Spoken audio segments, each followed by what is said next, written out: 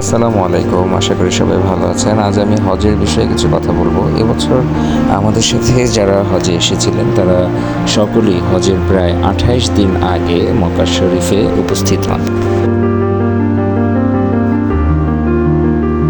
এই সময়টাতে মসজিদুল হারামে তেমন একটি মানুষের ভিড় থাকে না, যার ফলে হাজী সাহেবরা খুব স্বাচ্ছন্দ্যের সাথে হারাম শরীফে যাতায়াত করতে পারেন।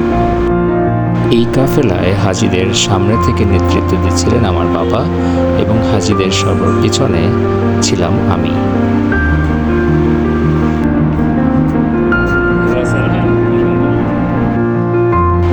আজ আমরা জুমার নামাজ আদায় করতে মসজিদুল হারামের উদ্দেশ্যে যাচ্ছি। আজ আমরা নামাজ পড়ব হারাম শরীফের ঠিক পাশেই মসজিদে আবু বকর। এই মসজিদটিতে মসজিদুল হারামের সাথেই একসাথে জামাত আদায় হয়।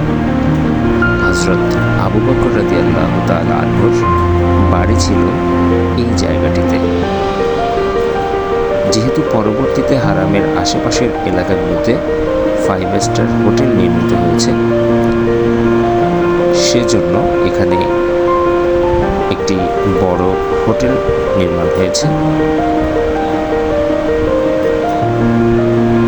তবে আবু বকর রাদিয়াল্লাহু তাআলা আনহুর বাড়ির চিহ্নটি রাখার জন্য এখানে হোটেলের 3 তলায় একটি বিশাল বড় মসজিদ নির্মাণ করে রাখা হয়েছে এবং মসজিদের নাম দেয়া হয়েছে মসজিদে আবু বকর রাদিয়াল্লাহু তাআলা আনহু।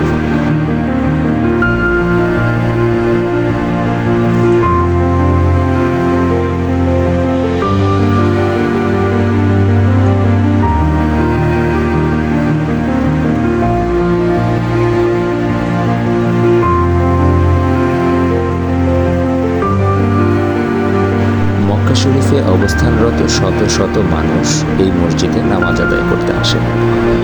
এদের জন্য জুতা রাখার সুন্দর ব্যবস্থা রাখা হয়েছে এবং প্রত্যেকটি বক্সে একটি করে নাম্বার দেওয়া থাকে। আপনার জুতাটি রাখার পর আপনি নাম্বারটা মনে রাখলে বের হওয়ার সময় জুতো খুঁজে বের হতে আর কষ্ট হবে না। আমরা ঢুকে পড়লাম মসজিদে আবু বকর।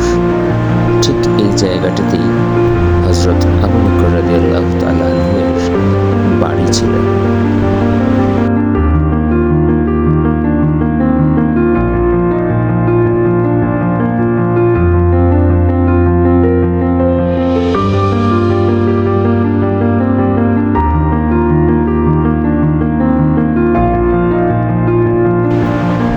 এই মসজিদের মধ্যে অসংখ্য সাউন্ড বক্সের মাধ্যমে হারাম শরীফের সরাসরি তেলাওয়াত এবং নামাজের সাউন্ড প্রচার করা হয়।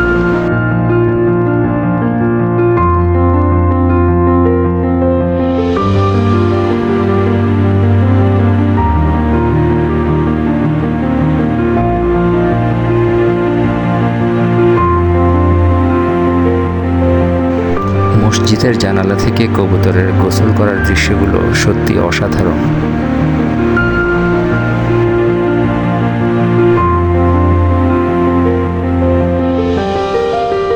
অল্প কিছুক্ষণের মধ্যেই সম্পূর্ণ মসজিদ ভরে গেল আল্লাহর মেহমানদের মাধ্যমে।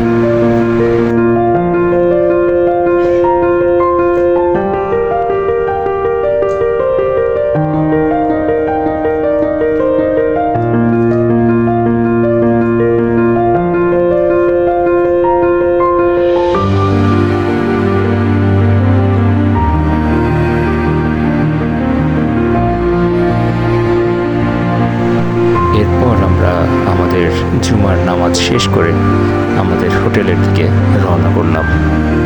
আল্লাহ পাক রব্বুল আলামিন আমাদের সকলকে হজ এবং উমরা করার তৌফিক দান করুক।